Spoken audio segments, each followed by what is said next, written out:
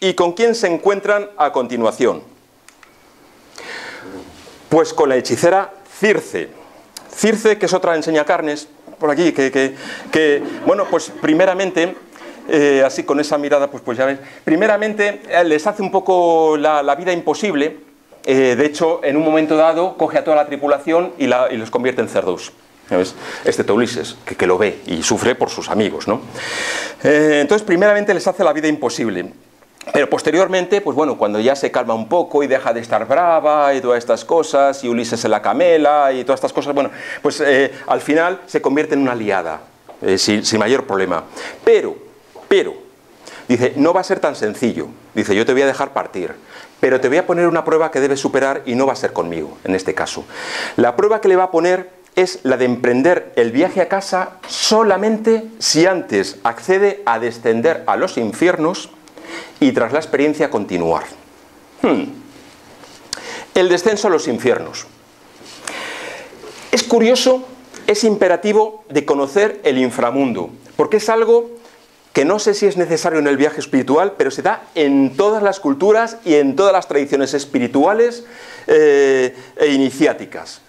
Me parece muy curioso. En las sociedades iniciáticas hay un paso obligado para el neófito, para el que llega, el que se quiere iniciar, para el nuevo, que es el paso por la cámara de reflexión, que es una representación simbólica del inframundo. Por eso pues aparece una calavera. Todo esto lo sabemos gracias a la documentación que tenemos de las antiguas religiones mistéricas, como eran los cultos a Mitra en toda la zona del levante del Mediterráneo, los cultos de la Bona Dea en Roma, los cultos a Isis en Egipto, y más modernamente, a partir del siglo XVIII, las múltiples sociedades iniciáticas que surgen, como pueden ser los masones, rosacruces, etc. El paso por la cámara de reflexión es el encierro de la persona que va a ser iniciada en un lugar oscuro, alumbrado con una vela, con una calavera y una mesa donde hay papel para escribir y bolígrafo o pluma. Entonces se supone que el iniciado debe realizar ahí su testamento espiritual, que no es otra cosa de darse cuenta que la vida en realidad está delimitada por la muerte y que si no tenemos en cuenta que el tiempo fugit, o sea, que el tiempo pasa, se nos puede ir la vida sin aprovecharla. Es decir, es eso de que nunca vamos a comprender bien la luz si no somos conscientes de la oscuridad. Conocer la oscuridad nos puede llevar a valorar mejor la luz. Negar una sin valorar la otra hace que la silla esté un poco coja. Entonces, el paso por la cámara de reflexión está destinado a provocar un shock psicológico a través de la técnica del psicodrama, donde el iniciado tiene que ser consciente, pues eso, de la muerte, que forma parte de la vida, y que no debemos perder el tiempo en cosas que no valen la pena. Esta es la enseñanza, y este es cómo se explica simbólicamente el descenso a los infiernos, el descenso a los inframundos, que se da, pues ya os digo, en tantas culturas. Pero no solamente ahí, lo encontramos también en la mitología sumeria, Mesopotamia. La diosa Inanna tuvo que descender a los infiernos como una prueba necesaria para conocer los dolores del ser humano y, por tanto, comprender mejor y saber cómo somos, nuestras dificultades, nuestras posibilidades y nuestras limitaciones. Gracias a Enki, que era uno de los dioses principales de la mitología sumeria, saldría de la prueba con el conocimiento y humildad que le dio esa experiencia. Y en el mismo sentido, pues se ha relatado el viaje al inframundo en el poema de Gigalmés, pero también de Dante, Perséfone, Hércules, Teseo, etcétera, etcétera, etcétera. Está prácticamente en todas las culturas. Un poco más próximo a nosotros, pues seguro que os suena la cuestión del descenso de Cristo a los infiernos, que está contenido, si recordáis, si de niños fuisteis a la catequesis y os enseñaron el credo católico, pues acordaros de una de las citas, dice, a ver si me acuerdo, ya ahora no me acuerdo, eso, de los muertos, subía a los cielos, está sentado a la derecha, vale, pues eso. Pero dice eso, además, el descenso a los infiernos, pero además es que es un dogma de la Iglesia Católica, el descenso de Jesús a los infiernos, que se conmemora, por cierto, en el Sábado Santo que acabamos de pasar, dentro de los días de la Semana Santa, que luego la Iglesia lo hace de una forma mitológica muy curiosa, porque es el único día donde los sagrarios están vacíos, simbolizando que Cristo no está en el sagrario, sino que está en su descenso a los infiernos. ¿Cómo lo explican? Pues como un paso necesario para todas aquellas almas que se quedaron atrapadas en el inframundo antes de conocer, digamos, la fe perfecta, y que debido a su pasión, muerte y resurrección, pues él les libera y les permite evolucionar. Insisto, esto no es doctrina espiritista, sino es como se explica nuestra cultura que nos rodea, pues porque es así donde hemos nacido y porque culturalmente lo tenemos a nuestro alrededor, ¿no? También os digo que desde el espiritismo esto, pues bueno, no es que se considere tal cual, se puede interpretar en clave simbólica como la liberación de aquellos espíritus que por falta de conocimiento han quedado estancados en regiones pues un poco complicadas y que deben progresar. Es decir, sin entrar más allá de donde podemos o donde debamos, porque yo ni me siento preparado, ni tampoco... Además creo que son cuestiones que hay que respetar las creencias de cada uno y de cada una, porque es un tema muy delicado. Me parece muy cómodo que desde el espiritismo digamos, bueno, pues ya está, si quieres creer así tal cual, fenomenal. Pero, sin embargo, sí que nos consta, por cierto, en el espiritismo como que no se contempla la existencia de un infierno como un lugar físico o un estado eterno, tal como se describe en las religiones tradicionales. Si queréis profundizar en esta cuestión, cómo se habla de estos conceptos, aquí os aconsejo la lectura del Cielo y el Infierno, que es otro de los libros de la codificación de Allan Kardec, donde, bueno, pues en resumidas cuentas, los espíritus nos revelan que no existe un sitio como tal, o un estado de penas eternas, ni de seres eternos, condenados eternamente como puedan ser los demonios, sino que por la ley del progreso, unos tardaremos más, otros tardarán menos, todos estamos metidos en un tren que nos lleva a evolucionar, ¿vale? Entonces, al menos desde el espiritismo no consideramos ni un sitio, ni unos seres tipo demonios que estén hasta la eternidad condenados a sufrir. Es como, al menos lo que nos están transmitiendo desde la espiritualidad. Ahora bien, si bien esto es cierto, que no existe, os decía, pues un infierno como tal o unos seres sufrientes eternamente. Si bien eso es cierto, también lo es que en las mesas mediúnicas nos llegan espíritus muy heridos que en vida cometieron actos realmente horrorosos y están, pues eso, como muy heridos, como que nos hablan de su paso por un lugar triste, donde la única compañía que encontraron fue la del rencor, la amargura, el orgullo y sobre todo el odio. Y es curioso, pero en la labor que se realiza en las mesas mediúnicas, que tienen lugar pues, en centros espíritas como este y como otros muchos, ¿no?, alrededor del mundo, siempre se ve que esos espíritus sufrientes, por llamarlos de alguna manera, tenían en sí mismos la llave para salir de esta situación. Y me explico. Si encontraron en el mundo espiritual rencor, fue porque ellos mismos no supieron o no quisieron perdonar en vida, cuando estuvieron encarnados. Si encontraron amargura, fue porque en vida no quisieron consolar al que tuvieron al lado y lo necesitaba. Y de eso hay casos, nos rodean. Si encontraron orgullo frío y déspota, es porque ellos mismos en la vida material, actuaron como déspotas, no permitiendo a lo mejor compartir decisiones con otros o no escuchando la opinión de los demás.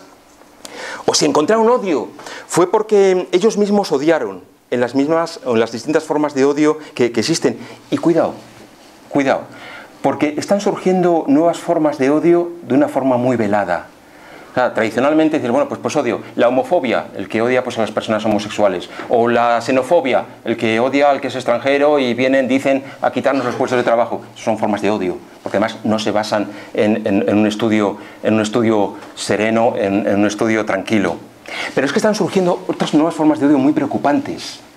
Hay un culto a la juventud exagerado y se está odiando al que es mayor. Odiar no voy a decir encontrarle por la calle y darle un palo, sino sencillamente no dirigir la palabra, mostrarte frío, no, eso es una forma de odio. ¿Ves? odiar a la mujer por el simple hecho de ser mujer, o odiar al hombre porque como es hombre pues seguro que es machista, sin entrar a conocer a las personas, sino quedarnos en grandes, es decir, sin profundizar, o bueno, es decir, son como formas muy sutiles que se nos pueden colar por ósmosis, porque están en la prensa en cuanto abrimos el periódico, y al final nos pueden hacer a nosotros mismos cambiar o creernos cosas que son injustas. Entonces, cuidado, porque esas formas de odio son, si nos dejamos atrapar por ellas y las ejercemos, nos las podemos encontrar luego. Lo que está claro es que cuando desencarnamos no nos vamos a encontrar nada distinto a como estamos viviendo. Por tanto, vale la pena currarnos aquí el procurar, en fin, ser la mejor versión de vosotros y de vosotras mismos. Vale. Desde luego, es muy fácil en teoría, yo soy consciente. En teoría es fácil, pero en práctica, dices, bueno, pues en la práctica no sé qué, si es que resulta que tenemos un paro de no sé cuánto, y tal, y esto, y el gobierno lo otro, y entonces uno se empieza a... La práctica es difícil, y somos humanos, es decir, no podemos pretender aquí no lo sé, tenemos que ser conscientes. He dicho ser la mejor versión de nosotros mismos, aunque podemos errar. ¿Vale? Entonces, la teoría, pues, ¿cómo transmitírosla? Lo único que, pensando en esto y preparándolo en casa, se me ocurrió, que seguro que lo conocéis, aquella famosa oración que compusiera Francisco de Asís, que es una preciosidad y que me parece muy adecuada para saber qué hacer cuando nos encontramos con estas situaciones que nos damos directamente de bruces con ellas. Y os la leo. Decía Francisco: Señor, haz de mí un instrumento de tu paz. Donde haya odio, ponga yo amor. Donde haya ofensa, ponga yo perdón. Donde haya discordia, ponga yo armonía. Donde haya error, ponga yo verdad. Donde haya duda, ponga yo fe. Donde haya desesperación, ponga yo esperanza. Donde haya tinieblas, ponga yo luz. Donde haya tristeza, ponga yo alegría.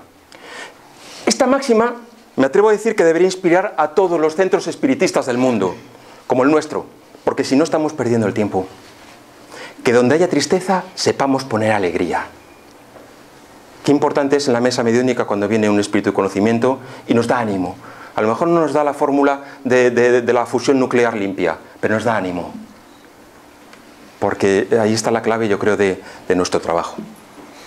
Me parece que me estoy yendo un poco del tema principal, así que vamos a volver un poco con el héroe de nuestra narración. Vamos a volver un poco con Ulises. Hemos quedado entonces que Circe, la enseñacarnes, la dijo: tienes que bajar al inframundo y pasar las pruebas que te vas a encontrar por ahí. Y desde luego, si leéis la Odisea de Homero, os vais a encontrar con que Ulises no es el mismo desde que entró hasta que salió. Es una persona distinta, evolucionada, tranquila, con conocimiento. ¿Por qué? Pues bueno, ¿qué le pasó a Ulises en el inframundo? Dos cosas le pasaron. El inframundo, que se llamaba Hades en el mundo griego. Pues dos encuentros tuvo, dos encuentros importantes. El primero con Aquiles. Aquiles era un héroe de la guerra de Troya. Y este encuentro le dejó conmocionado. ¿Por qué? Pues porque había sido precisamente, yo os digo, un héroe, es el que ayudó con la batalla. ¿Os acordáis en la guerra de Troya que construyeron un caballo de madera donde se metieron un montón de soldados, hicieron como que se rendían, dejaron el caballo, que lo metieron en la ciudad y empezó a escupir soldados y tomaron la ciudad? Bueno, todo eso seguro que os suena. Pues Aquiles fue uno de los héroes ideólogos de la contienda que daría lugar a la victoria. Entonces, es aquel, por cierto, que decía la leyenda que era invulnerable en todo su cuerpo, salvo en el talón, que por cierto daría una flecha que recibiría, le haría morir, y que por eso se llama esa zona el talón de Aquiles, ¿no?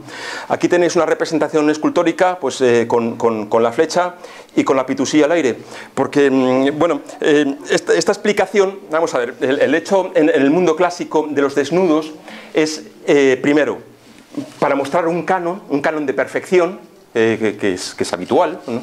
Tanto en los edificios como en las esculturas, pues muestran la perfección. Y en segundo lugar, es el mensaje de decir: soy invencible, voy a la batalla y no necesito ponerme ni armadura ni nada. El problema, el talón.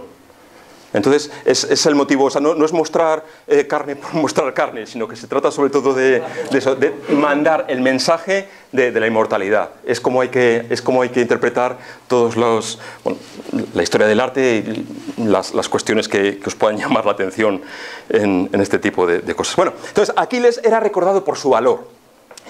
¿Cómo era posible que un héroe estuviese en el infierno? En el Hades de los griegos. No le cuadraba a Ulises, y no es posible. ¿Por qué? Si debería estar en el paraíso bebiendo ambrosía con los demás dioses, ¿cómo es que Aquiles está en el inframundo? Y aquí hay un punto esencial en la novela, que es la conversación que Ulises mantiene con Aquiles, que por cierto podría ser perfectamente la conversación que tenemos en la mesa mediúnica cuando se presenta un espíritu necesitado, ¿no? Comienza Ulises saludando a Aquiles con una fórmula de respeto. Le dice: te saludo a ti, oh bendito en la vida, bendito en la muerte. Y Aquiles, de una forma muy humilde, le dice: no. Dice: preferiría ser esclavo del peor de los amos a ser el rey de todos los condenados. Dice: no. Y acto seguido le informa que una vida vivida para el honor y el disfrute de uno mismo, olvidando a los demás, es lo que le ha llevado a estar en ese lugar. Entonces aquí la lección es clara, ¿no? Qué fácil es equivocar nuestras prioridades y hacer que el centro de nuestras vidas, la búsqueda del bienestar propio, de la fama o del dinero, pues sea lo que nos motive. Cuando desencarnemos, pues diremos las mismas palabras de Aquiles, en el sentido de que no podemos olvidarnos de los demás, o quizá aquellas otras que pronunciara el maestro de Galilea, ¿no? Aquella de que los primeros serán los últimos y los últimos serán los primeros. Bueno, pues esa es la cuestión y esa fue la enseñanza. El segundo encuentro, aún más duro. Ulises encuentra a su madre, que se había suicidado porque no sabía qué había sido de su hijo, si Ulises habría muerto o no. Y la mujer tomó la decisión de cometer suicidio. Esto, desde luego, ya le dejó destrozado, porque encontrar a su madre allí, porque ha tomado esa decisión, porque bueno, ya después de esto, ¿qué? ¿Después de esto qué? Bueno, la verdad es que sobre la cuestión del suicidio pues hay mucho que decir, mucho que reflexionar, mucho que orar, mucho que trabajar, y este no es el momento porque daría lugar a una conferencia entera. No creo que pueda aquí yo hablar mucho más allá de lo que el tiempo que está estipulado me lo permita. Pero sí quiero poner de manifiesto un estudio recientemente publicado por la Gaceta Médica de febrero del 2023, aquí en España, que habla de un incremento del 6,5% de los casos de suicidio. Actualmente, de media, se están suicidando 11 personas en España. En España. 11 personas, es mucho. No lo sé, pero bueno, bastantes, y jóvenes. Con lo cual es una nota de alerta. Y si os sentís un poco tocados, yo no sé qué se puede hacer, pero hay que hacer algo. No lo sé. Hay desde luego dos temas de ética. Uno es el suicidio y otro es el aborto, que con frecuencia salen en los centros espiritistas y que personalmente creo que debemos ser muy prudentes para no ser hipócritas. ¿A qué me refiero? A cuidado con juzgar a la víctima. Cuidado con juzgar a la víctima. Y en todo caso, cuidado con juzgar, porque no conocemos las circunstancias de una persona, ni su situación médica, ni su situación sanitaria, ni los acontecimientos de su alrededor. Cuidado con juzgar al débil. Y es que, claro, a ver cómo explicarlo. Nosotros no conocemos ese entorno, esas necesidades sanitarias, psicológicas, de afecto humano, que pueden haber faltado. Y en todo caso, antes de juzgar, me tengo que preguntar a mí mismo: ¿estoy haciendo yo lo suficiente con las personas que hay a mi alrededor, con la vecina de arriba, que a lo mejor está sola? No lo sé. Esto es un tema que con frecuencia sale en los centros espiritistas. Por cierto, que una vez en la mesa mediúnica preguntamos a un espíritu de conocimiento sobre la cuestión del aborto, que es un tema, pues como sabéis, grave, serio y tal, ¿no? Y el espíritu nos dijo lo siguiente. Dice: ojalá que hubiera 0 abortos, pero no porque estén prohibidos, sino 0 abortos porque haya 0 mujeres violadas, 0 malformaciones en el feto y 0 embarazos no deseados. Me pareció la mejor respuesta que me pueden dar. Es decir, no prohibir. Es decir, yo me acuerdo pues cuando yo iba pues, a un colegio de curas y tal, que nos ponían pues los sábados con la pancarta de no abortos y familia. Bueno, bien está, a ver, cada uno que defienda lo que quiera. Pero cuidado, porque a lo mejor estamos apuntando mal el objetivo.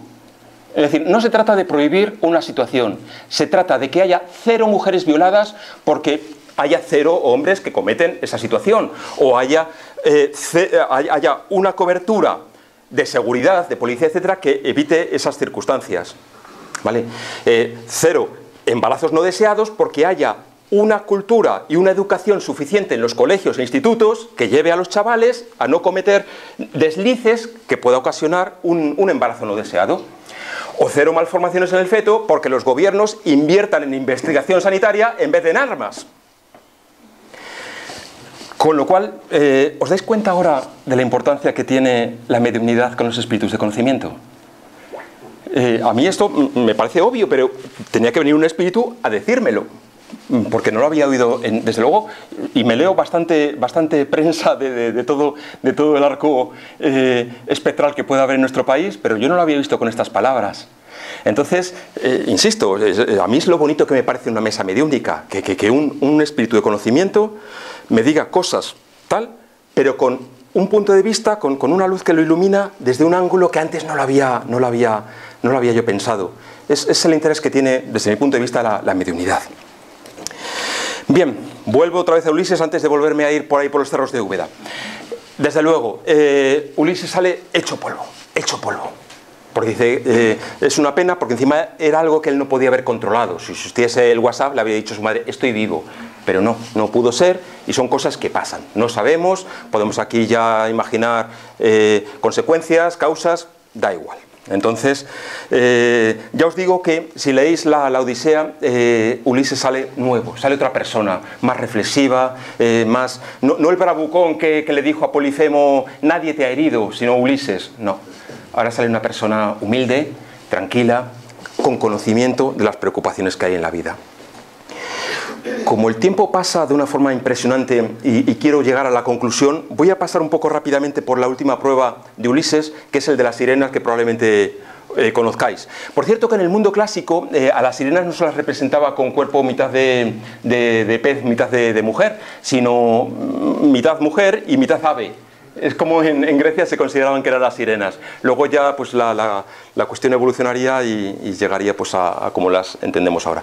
Bueno, la historia la conocéis. Llega a la isla de las sirenas, que tienen unos cánticos maravillosos, que lleva a los hombres a enloquecer y meten las embarcaciones en una zona de arrecifes que les lleva a naufragar y por tanto a morir. Ulises, que conoce la cuestión, decide que toda su tripulación se ponga tapones de cera en los oídos, pero él no, él quiere escuchar los cantos. Hace que le aten al mástil y se adentran en las aguas, de tal forma que empiezan a remar, llegan a la zona de las sirenas y Ulises enloquece, empieza a decir, soltadme, por favor, quiero irme con ella, soltadme. Pero claro, afortunadamente la tripulación no le escuchan, continúan remando, superan la isla y salen de allí. Y Ulises dirá bueno, que no comprende, que ha enloquecido, pero que era maravilloso. Muy resumidamente, ¿qué lección podemos sacar de este episodio? Para mí esto es una imagen del motivo por el cual encarnamos, que ya lo adelantaba antes y por eso no me voy a extender mucho más. Es decir, si encarnamos no es únicamente para quedarnos con una enseñanza que podíamos haber adquirido en el mundo espiritual, sino para vivir experiencias. ¿Vale?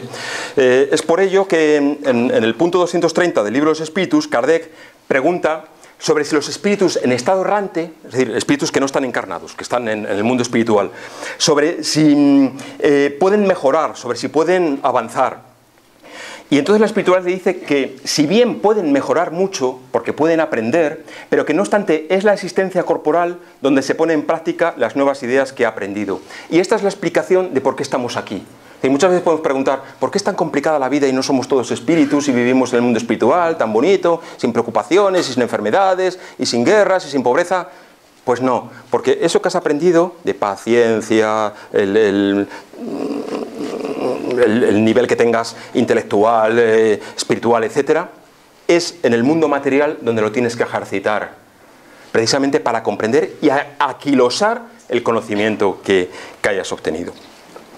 A partir de aquí, superado esto, pues ya todo coser y cantar. Se ponen en marcha de nuevo, llegan a Ítaca, donde bueno, pues ya los pretendientes están acosando ya tremendamente a Penélope, le dicen que ya tiene que elegir un marido.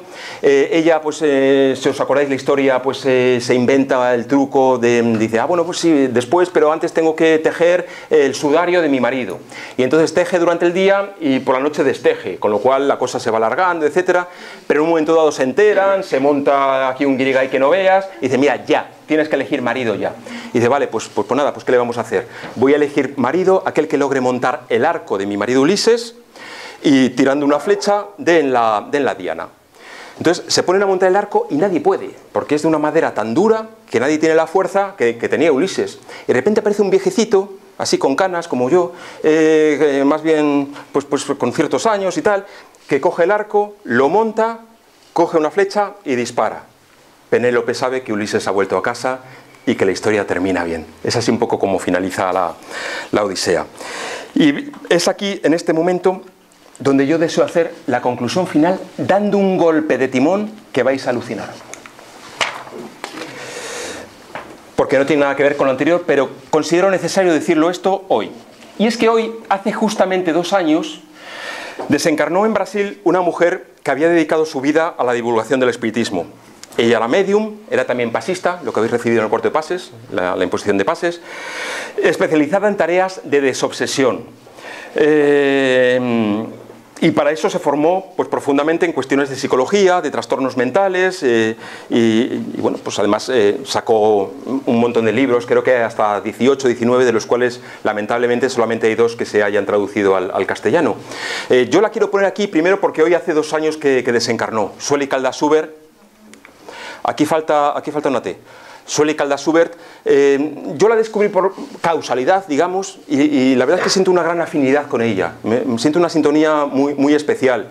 Y la he escuchado en varios podcasts, ella habla en brasileño, en portugués, pero se la entiende muy bien. La verdad es que tiene una forma muy clara de hablar y se la entiende, y me gusta mucho, me parece una persona muy especial. Entonces, he tomado nota de algo que me gustó, de unos comentarios que ella hizo en un podcast y que yo he transcrito. Dice ella, Sueli, bueno, por cierto, fue madre de 4 hijos, otros tantos nietos, bueno, tuvo un gran valor. Dice Sueli, yo nunca pude ir a la universidad. Todo lo que estudié fue en casa y por mis propios medios, en los pocos ratos que me quedaban libres entre cambiar pañales, poner lavadoras, hacer la comida y limpiar. Pero estudié y acudí siempre y puntualmente a mi centro espírita. Me leí primero toda la codificación de Allan Kardec y después las obras complementarias que sobre espiritismo caían en mis manos. Pero no solo eso, también estudié por mi cuenta todos los libros científicos que encontré relativos a psicología y trastornos mentales, con el objetivo de ser una buena servidora en el espiritismo, esa obra de Dios, en la tarea en concreto de desobsesión espiritual. Y sigue diciendo, llevo varios años pidiendo a la espiritualidad que cuando desencarne se me permita volver a reencarnar lo antes posible, si es posible ello, en este planeta que a pesar de sus defectos es un planeta bello, donde a pesar de los conflictos, si se busca, se encuentran actos de amor, donde a pesar de las desigualdades se puede encontrar una sonrisa, una mano generosa o una palabra de aliento. ¿Sí? Estoy enamorada del planeta Tierra y deseo volver pronto para volver a trabajar por su progreso. Pero la próxima vez pido a la espiritualidad que se me permita hacer estudios científicos, si es posible en el campo de la salud mental, porque deseo trabajar en el espiritismo con una buena formación espiritual, humana y científica. Bueno, pues queridos amigos, el regreso a Ítaca tiene su sentido cuando sabemos que la vida continúa, cuando no todo termina con la muerte. Que tras el regreso al mundo espiritual nos espera otro viaje nuevo, con nuevas aventuras, con nuevos aprendizajes y con la satisfacción de ver evolucionar nuestro planeta a mejor. Y es que estoy completamente seguro de que si tú y yo aprendemos a no quedarnos con las noticias negativas que continuamente pues, aparecen en las planas de los periódicos, guerras, injusticias, catástrofes, y aprendemos a redescubrir la belleza de un nuevo amanecer, un cielo limpio, de una armonía universal y fraterna que es posible, podremos decir con Sol y Caldasuber que estamos enamorados de este planeta, de este mundo, y deseamos reencarnar en él para con nuestro trabajo colaborar en su mejora. Muchas gracias.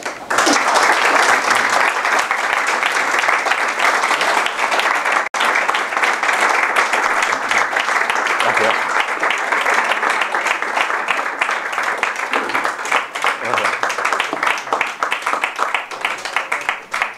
Muchas gracias. No sé, Miguel, si tenemos... Sí, tenemos...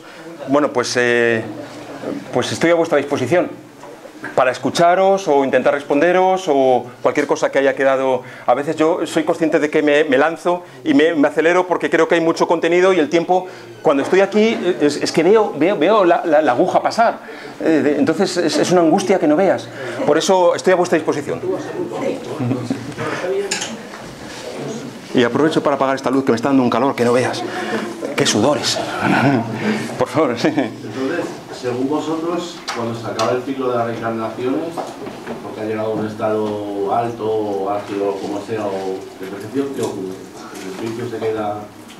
Lo más alto. En realidad no tenemos información de cómo será ese estado de perfección, porque ese estado es equivalente al infinito, y no sé si nuestra mente humana en este momento está preparada para responder al concepto de infinito. Lo podemos ver con una clave científica, con el simbolito y tal, pero es de prever que sea un estado que pensamos que va a ser un estado supremo de perfección, pero por lo que nos han dicho en la mesa mediúnica, va a ser un estado donde no vamos a estar ahí deleitándonos, sí que se nos va a poner a servir de nuevo a los más necesitados. Es decir, en realidad, en un mundo en evolución, otra de las claves del espiritismo es la pluralidad de mundos habitados, en diversas situaciones de progreso. Es decir, continuamente estarán surgiendo mundos donde tendrán que ponerse en camino, y si estamos en una situación top, pues nosotros podremos ser, como Palas Atenea, los espíritus protectores probablemente de muchos compañeros nuestros, pequeñines, pobrecitos, que estarán viéndolas y deseándolas, y ahí estaremos nosotros intuyéndoles por el camino que deben de seguir. Y a mí tengo unas ganas de que eso llegue impresionante, pero me temo que faltan bastantes eones para llegar a esa situación. Cualquiera tiene una planta, cualquiera tiene un animal, y muchos tenemos hijos. Quiero decirte que eso es una escala que se repite ya aquí. O sea, se repetirá a un nivel más alto, sí. Pero al nivel mínimo ya lo estamos haciendo, ¿no? De alguna manera. De alguna manera no, de todas. De todas las que podamos, pero sí, efectivamente, esta mesa, sí. Nada, sí. No sé si más o menos te... Lo mismo, sí. Pero a lo bestia. Me encanta lo bestia. Por ahí detrás que veía que me mirabais así y tal, sin pestañear. ¿Tenéis alguna...? No. Bueno, alguna... Venga. Yo quería... Ahora que estoy subido. Creo que este viaje, por ejemplo, es comparable a lo mejor con cuando uno, por ejemplo, hace el Camino de Santiago, que nunca no regresas igual. Probablemente, es que el Camino de Santiago es tremendo, que yo no lo he hecho, ni probablemente lo haga en esta encarnación, ya veremos, próximo vago para eso. Pero sí, efectivamente el Camino de Santiago se puede interpretar en una clave simbólica, pero sobre todo de superación. Primero superación física, por lo que me han contado otros, ¿no? Pero luego porque, claro, insisto, por lo que me han contado, cuando te pones a caminar sin preocupaciones más que llegar, y llegas a Santiago y te echas a llorar como un niño y todas estas cosas, pues sí, probablemente es que a lo largo de ese camino, con las personas que te encuentras y te das cuenta, sobre todo lo que estaba saliendo aquí, no estaremos poniendo nuestras preocupaciones en cosas que no valen la pena. Es decir, a ver, yo pienso que desde luego, pues sí, tenemos que comer y tenemos que trabajar y necesitamos una nómina a final de mes lo mejor posible y tenemos que pagar la hipoteca y tenemos que son cosas buenas, son cosas materiales y son buenas de por sí. Pero muchas veces, ¿cuántas veces nuestros afanes, o en nuestros afanes no ponemos las cosas que realmente son las que nos van a servir? Eso no ha sido ningún espíritu, ha sido en el patio alguien que le ha salido el agua fría cuando esperaba que estuviese caliente. Bueno, pues a lo mejor olvidamos precisamente nuestros afanes, que no son otros, y además es muy sencillo, lo decía un poco al principio, hacer bien las cosas cotidianas. Pero ¿qué quiero decir con eso? No quiero decir ser el mejor contable, o ser el mejor abogado, o ser la mejor enfermera. Hacer las cosas bien en nuestra vida cotidiana es tener en cuenta a los que nos rodean. Y digo, bueno, yo que soy contable, ¿para qué me sirve? Pues, ojo, no, va a servir para mucho. Porque vas a ayudar a una persona que tiene una necesidad de tener una contabilidad bien hecha para cumplir bien, ser buena persona y tener su negocio organizado y poder crear puestos de trabajo, por ejemplo.